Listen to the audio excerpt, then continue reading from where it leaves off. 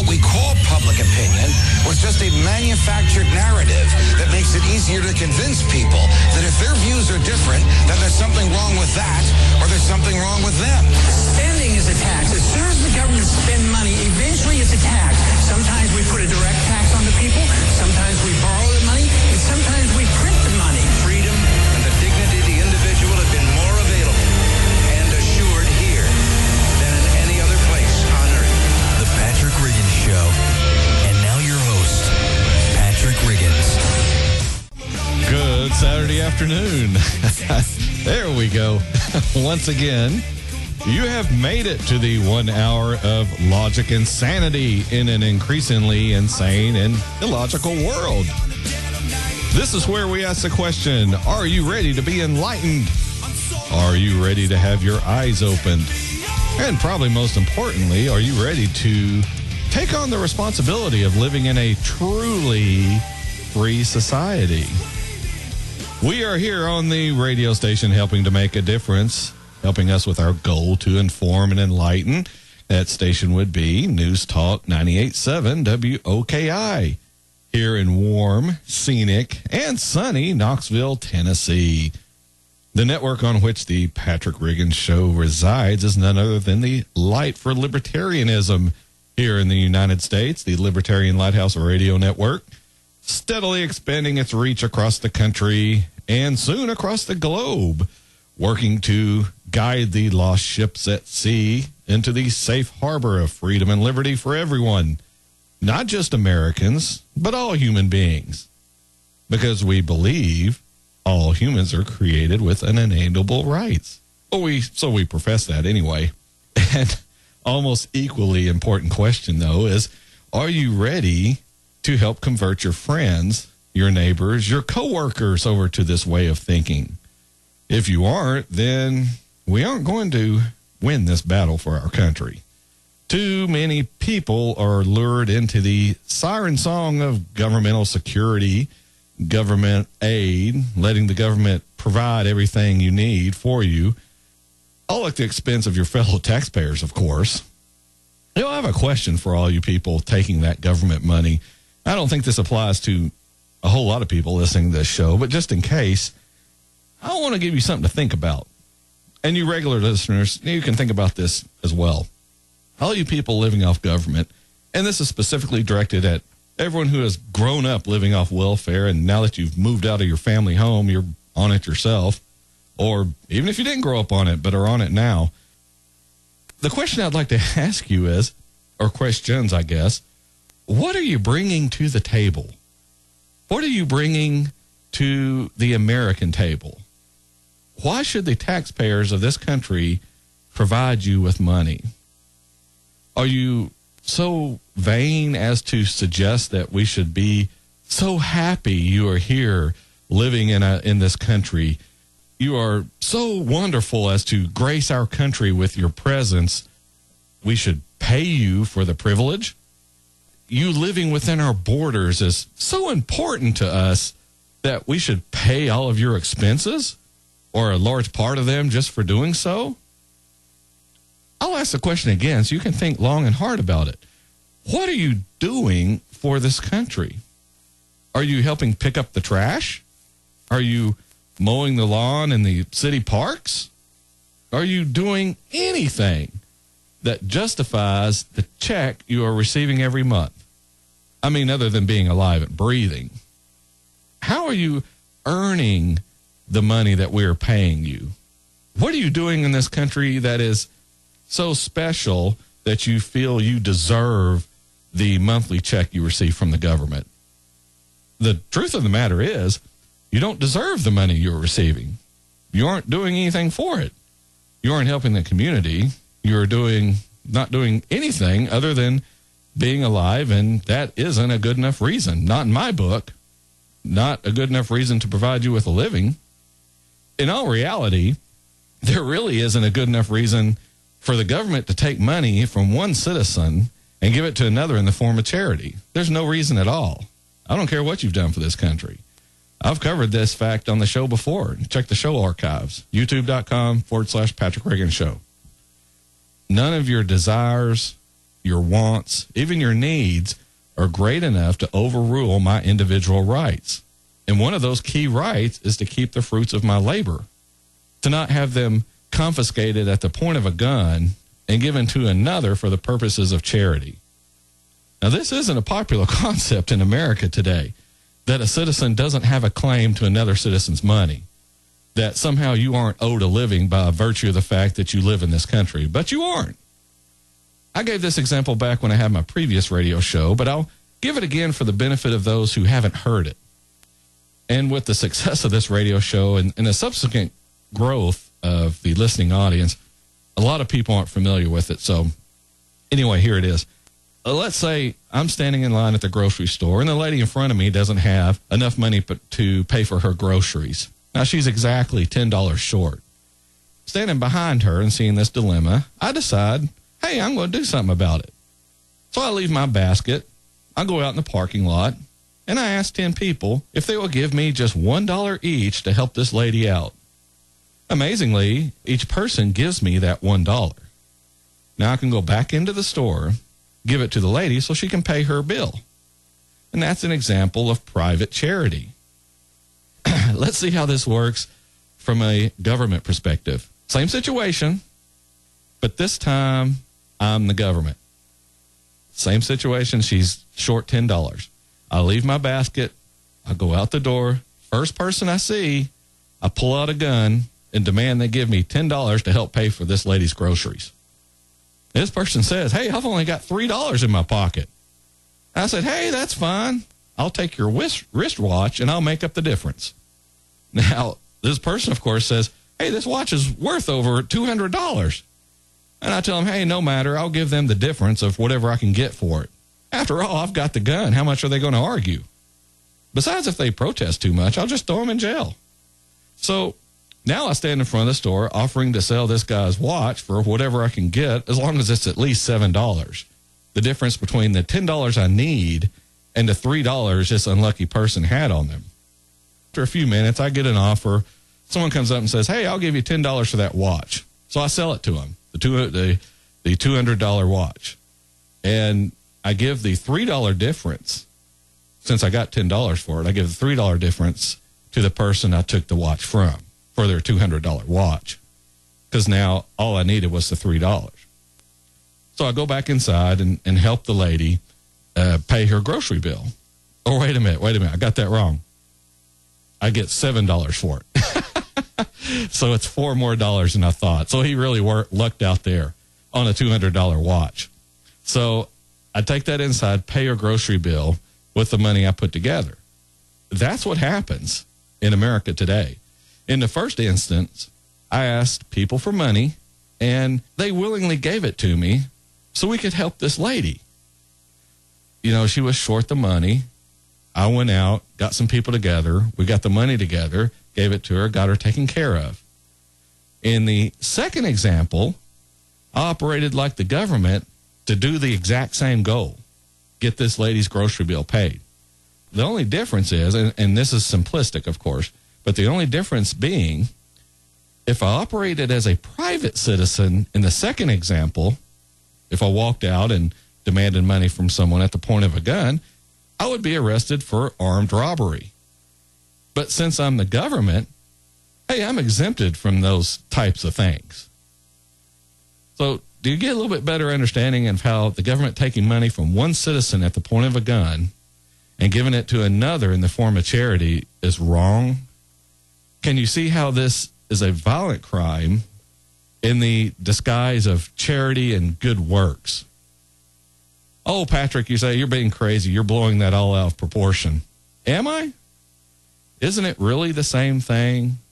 Not paying your taxes so the money can be given directly to another citizen who doesn't want to work or can't find work or whatever. If you don't pay your taxes for that, you can go to jail, prison, for not handing money over to give to another person. Now, how is that right? How can you make the argument that in a supposedly free country, a country founded on the principles of freedom and liberty, for goodness sakes, those two words are present all through our founding documents. They're what makes this country great, not morality, not government, freedom and liberty for the individual. yet we don't practice it. And when it's violated by our government, we just sit back and watch. All right, we're up on the first break here on the Patrick Riggin Show. When we come back, this show is just packed full again. We only have an hour on the weekends. That's why we have to pack so much in here. But when we come back, we'll hit the nullification I didn't get to last week. We'll finish up with that real quick. Talk about immigration. And, hey, guess what? Syria is back in the news. Who would have thought it? When we come back here on the Patrick Riggin Show.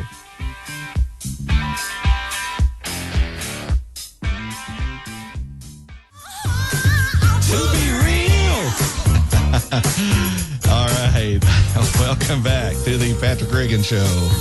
That's one of those songs you just want to sing with, isn't it, Jay? Just, at some point you've heard it. It just sticks in your head and just pick up with it. Who sings that song? Cheryl Lynn. Yeah, let's keep it that way. Oh, boy, I walked right into that one. Yeah. Usually, I'm the one asking that. Trying to catch some way with that. I'll sing better than her anyway. That song should be sung with a bass voice. You keep telling yourself that. Yeah. Hey, it sounds good when I'm in the shower. And That's all that matters. Yeah, that's all that matters. I don't have a big audience in there anyway. I would hope not. Yeah. Well, the NSA has a camera in there and I think it's wired for sound, but other than that, they're watching everything else I do probably. All right. Under the shield of the Patriot Act. Oh, yeah. It's all to protect me. That's all this is to protect Patrick. From yourself. Yeah. I'm so glad the government's here to save me from me, that terrorist Patrick. All right.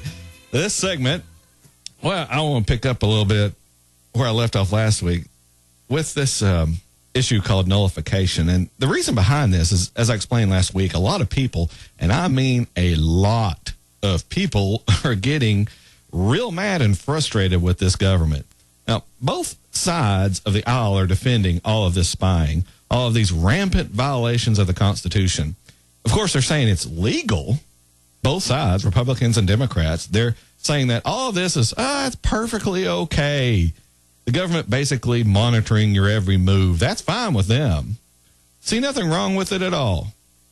Sure, some of them made some token arguments against it when George Bush was pushing to get all this stuff passed. They were really for the legislation, but they wanted to have it both ways. They wanted to rail against it, but they knew it would pass anyway, which is what they wanted all along. As I've said before, there really isn't a lot of difference between the Republicans and the Democrats. They both want to limit or outright take away your freedom and liberty using whatever argument that fits the moment.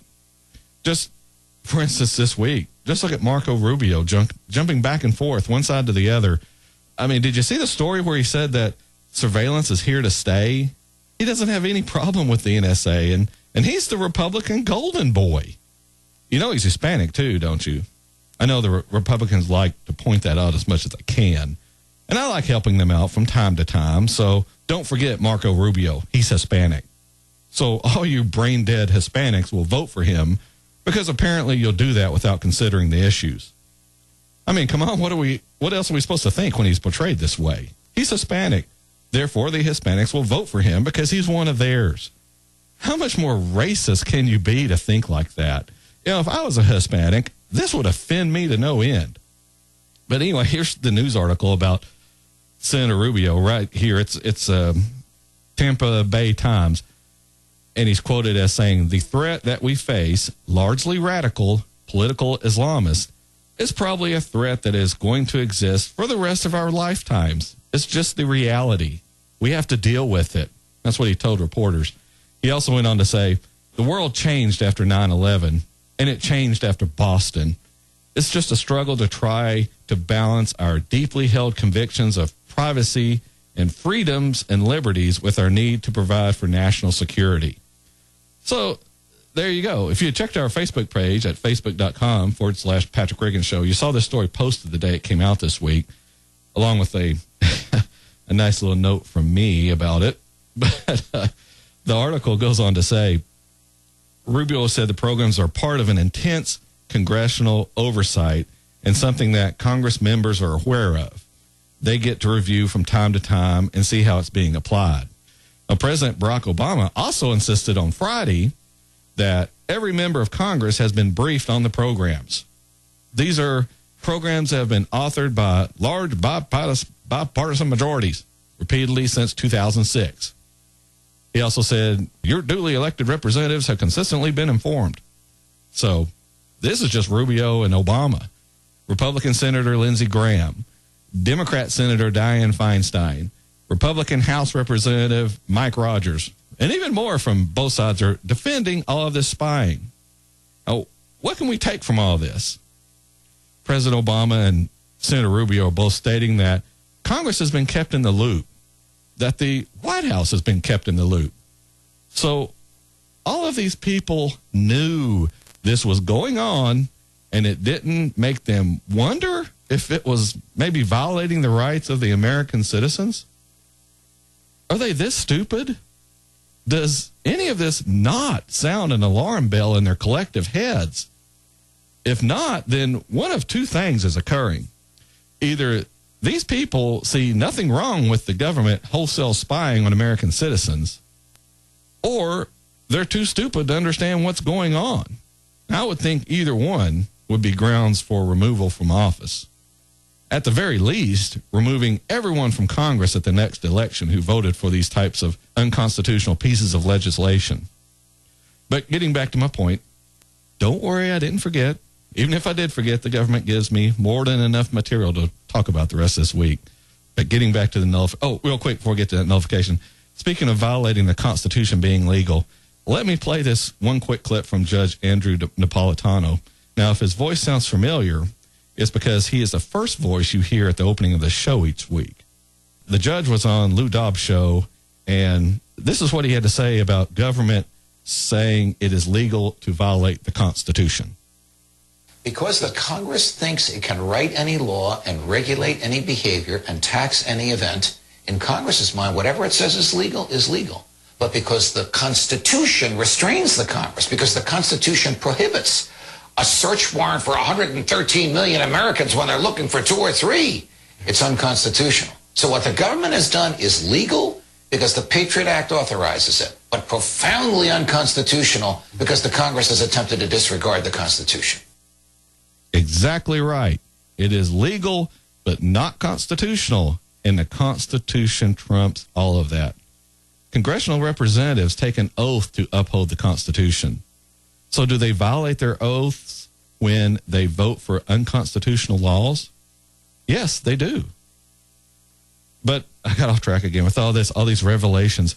A lot of people ask me, Patrick, what can I do? I'm getting frustrated, mad, angry. I feel helpless. Okay, first of all, start supporting libertarian candidates for office. That is a huge first step towards getting the government under control. But elections are a little ways off. What can I do now? Same answer. Attend meetings of your local libertarian party. Give them your money and your time. Become an ambassador for the party. Speak to your neighbors, your friends, your family. Tell them that libertarianism isn't some spooky, scary, crazy, kooky political party. It's actually a return to our original American values. And tell them to listen to this show each week, too. That goes a long way as well. What we're talking about are values that made this country great. Freedom and liberty. Another thing you can do is start pushing your local state representatives. What I'm getting into is to nullify these federal laws. Now, I talked about a little about this last week, and you can go to our YouTube channel, youtube.com/Patrick Riggins Show. But what this is based on is the 10th Amendment to the Constitution, which states, the powers not delegated to the United States by the Constitution, nor prohibited by it to the states, are reserved to the states respectively or to the people. People who believe in a strong, overbearing federal government will point to a Supreme Court ruling that was Cooper versus Aaron, and it's that what that held was state attempts to nullify federal law are ineffective and mainly symbolic. The Supreme Court essentially set itself up to be the sole arbiter of the Constitution with this case.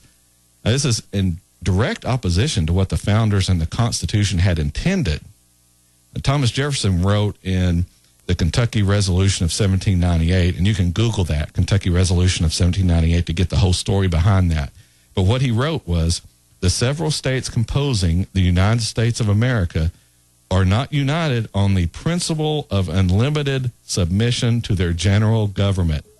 The government created by this compact was not made the exclusive or final judge of the extent of the powers delegated to itself, since that would have made its discretion and not the Constitution the measure of its powers. So what it's saying is the federal government is not the final judge on the extent of its power. The people are. In other words, if the federal government gets to decide the extent of its own power through its own judicial branch, then the people of the states don't have any way to hold it in check. Thus, the whole idea of having a federal government becomes a pipe dream. Now, real quick before the break, I'll put it to you this way. If you like Tennessee football and you root for them every season, and Tennessee is playing Alabama, would you be okay with officials who are employed and paid for by the University of Alabama? Would you be okay with them as referees? So how do you trust the federal government to limit itself when it is the one deciding whether it should be limited or not? Real quickly, just look at the laughable Supreme Court ruling over Obamacare. It's really a tax and not a fine. They answered a question that wasn't even asked. The whole Obamacare legislation is clearly unconstitutional. And you argue the Supreme Court is the final arbiter of what is constitutional or not. How can that which is created be in charge and over the creator?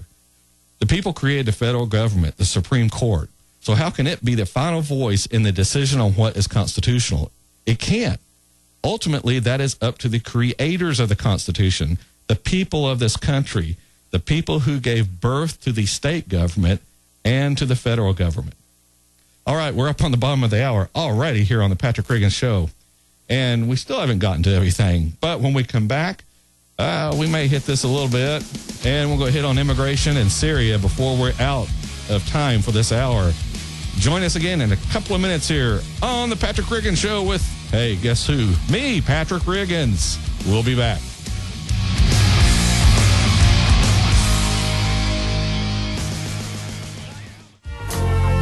I am everything you've dreamed of. If you're dreaming of freedom and liberty, I would be the one you're dreaming of. If you're dreaming of something else, you're probably dreaming of, well, if you're a girl, you're probably dreaming of Brad Pitt. If you're a guy, don't dream of me. All right. Welcome back to the Patrick Riggin Show, the dreamy Patrick Riggin Show. Oh, yes, that's just a image you don't want to think about. When we left off, we were talking a little bit about this nullification, and what I was asking you, if the Supreme Court is the final arbiter of what is constitutional or not, and I know what you've been taught in school, and it's not correct. As I said, the people created the federal government. They created the Supreme Court. So how can that which we create be the final voice in whether what it does is constitutional or not when we create the Constitution? And as I said when we left the last segment, we are the creators of the Constitution, the people of this country. We are the ones that created the state government and the federal government. Now, interestingly, a poll was released back in the 1st of May, which found a majority of politically engaged Americans support the general principle of nullification. 52% of mainstream voters think states should have the right to block any federal laws they disagree with on legal grounds. So we are making progress. And these latest scandals should serve to strengthen those numbers. A majority of Republicans support state efforts to block infringements on the right to keep and bear arms, and also believe state and local governments should take the lead in regulating those firearms. Democrats generally oppose the idea, and they favor federal control of guns. However, when you ask Democrats about drug laws, 59% of Democrats think the feds should back off enforcing federal drug laws in states with legalized marijuana. So, you see, neither party is on board with nullification if it doesn't square with their political views.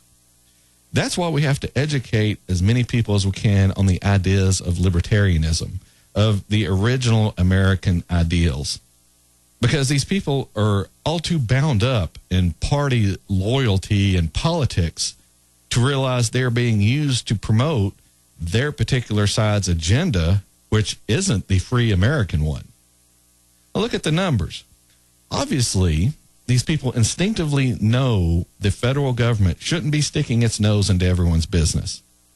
Otherwise, these poll numbers, both sides would favor federal government control across the board. The Democrats would say, yeah, the federal government should be enforcing drug laws. And the Republicans would say, yeah, the federal government should be enforcing gun laws. So you see, when nullification favors their agenda, they're all for it. So overcoming the comatose support of their party, that's the goal.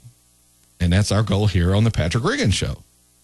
But I can't do it alone. Your help is needed. You have to get these people to listen to this show and start getting their eyes opened. The truth revealed, like only it is on this show. The time is now, because our fundamental American rights, such as gun rights, due process, the freedom of speech, all of these have been and are being challenged under different laws and regulations. All of these core rights that we used to take for granted are under assault, not from just this administration, but from the whole government in general. And not only at the federal level, but all levels of government. This problem infects all of them, and it is up to us to weed it out. A recent poll by Fox News found that 29% of Americans thought an armed revolution might be in our future because of the overstepping of the government. 29%. That's a lot of people. The good thing is nullification is a peaceful way to bring about change. By merely refusing to comply with federal laws, the states can stop the expansion of federal power. Now, Brian Roberts is a columnist, and recently he noted that nullification is far superior to armed revolution, as it allows one state to have policies that differ from another. No violence needed. No legislation has to be, quote, right. It just needs to be right for its individual state. Now, bad legislation can be met with reductions in taxpayer base, because people will move out. Not armed conflict, as more people move to a state more consistent with their individual politics and needs. And since each state can have varying policies, the level of discontent is reduced. Thomas Jefferson warned us to consider the judges as the ultimate arbiters of all constitutional questions is a very dangerous doctrine indeed, and one which would place us under the despotism of an oligarchy. He also wrote, our judges are as honest as other men, but not more so. They have with others the same passions for party, for power, and the privilege of their core. And their power is more dangerous as they are in office for life and not responsible, as the other functionaries are, to elective control. What he was warning us about was these are only men and women. They have the same failings as the rest of us humans. But we have to watch them carefully, since they are not elected but serve for life. What he is getting at are these judges on the Supreme Court could potentially usurp power from the other branches by asserting itself as the final say on all laws in this country, which is what it's done, even above the individuals, which would essentially make it an unelected dictator. If you look at the actions of the Supreme Court, at its opinions, you'll see that we're getting dangerously close to this happening. And that's just one more reason to move power back to the states and ultimately to the citizens. Thomas Jefferson also wrote in the Kentucky Resolutions of 1798, which I quoted for you in the last segment, in questions of power, then, let no more be heard of confidence in men, but bind him down from mischief by the chains of the Constitution. What Jefferson is stating is he doesn't want to hear about how confident people are that men won't seek to always do the right thing. He wanted them bound by the chains of the Constitution. He doesn't trust them. He knows human nature. He also wrote, whensoever the general government assumes undelegated powers, its acts are unauthoritative, void, and of no force.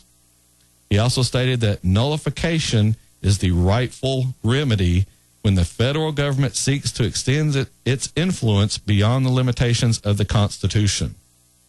We'll have more on nullification in the coming weeks and ways you can carry it out yourself, such as jury nullification and a couple other things, even if you aren't one of these representatives in government. But ultimately, the power lies with you, the American citizens, the people who grant the government limited and specific powers and nothing more. All right, we are up on the last break here on the Patrick Riggin Show. Boy, this show just flies. This has got to be the quickest hour you experience all week. When we come back, we'll talk a little bit about, well, we won't get to the immigration thing. We'll go jump to Syria again, which we just can't seem to stay out of for some reason, but we'll talk a little bit about it in the last segment here on the Patrick Riggin Show on the Libertarian Lighthouse Radio Network. Join us in a couple of minutes.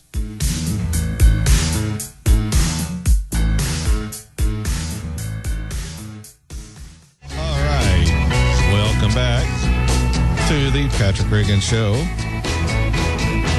I was just remarking to Jay, the producer, over the break that daggum Sweet Jack commercial song stuck in my head, but this cleared it out.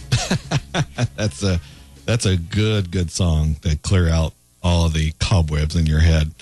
All right, here on the Patrick Riggin Show, during this last segment, what I want to get to real quick, and I've hammered this over and over, but guess what? We're going to send arms to the Syrian rebels. Who would have thought that? If you're a regular listener to this show, you wouldn't be surprised, since we've been warning you about this since last year, last summer. It's probably closer to spring. And our people in government still don't understand what the United States is all about. Nowhere in the Constitution can I find where it says we're supposed to be going around the world and fighting for other people in foreign countries. But then again, the Constitution hasn't really been an impediment to this government so far. I mean, they're spying on us in violation of the Constitution. They don't seem to be obeying it there or really any other place. So I don't know why intervening in Syria would be any different. Recent polls in this country, being America, recent polls have shown that there's an overwhelming rejection of intervention in Syria. That is, until you throw chemical weapons into the mix. When people are asked if the Assad government uses chemical weapons, should we go in, then the numbers flip almost exactly. So what do you know? We're now getting reports that the Assad government is using chemical weapons. Never mind that this charge has been leveled against the Syrian rebels as well. It all starts sounding like the whole Bush weapons of mass destruction in Iraq storyline again. No one would back that war until we started talking about Saddam Hussein having weapons of mass destruction, that he was working on a nuclear bomb. If this is the criteria for going to war, why aren't we bombing Iran? They're working on a nuclear bomb. Why aren't we bombing Pakistan? They've got one. Or North Korea. Or Russia. Heck, even more countries in this world have chemical weapons and we aren't bombing them. John McCain is one of the biggest cheerleaders of this intervention, and he's advocating sending arms to these rebels, even though we know a lot of them are no friends of the United States. Senator Rand Paul summed up the problem in a piece on CNN Opinion, and he wrote, "It is very clear that any attempt to aid the Syrian rebels would be complicated and dangerous, precisely because we don't know who these people are." And he's exactly right. We don't know who these people are. So what are we doing? We're helping train the fighters who will be fighting us in another country sometime in the future. Hasn't anyone thought about the fact that we're probably supplying weapons to people who would have no problems smuggling them into this country to use against us? What we're doing is we're sending these people to war college. We're teaching them tactics and giving them arms to use against us. They don't have any love for the United States. All they want to do is use us to forward their goals, which may not necessarily and really probably aren't the same as ours. Of course, Senator McCain was complaining on Fox News that Obama put down a red line regarding Syrian use of chemical weapons on civilians. When he did that, he gave them a green light to do everything else.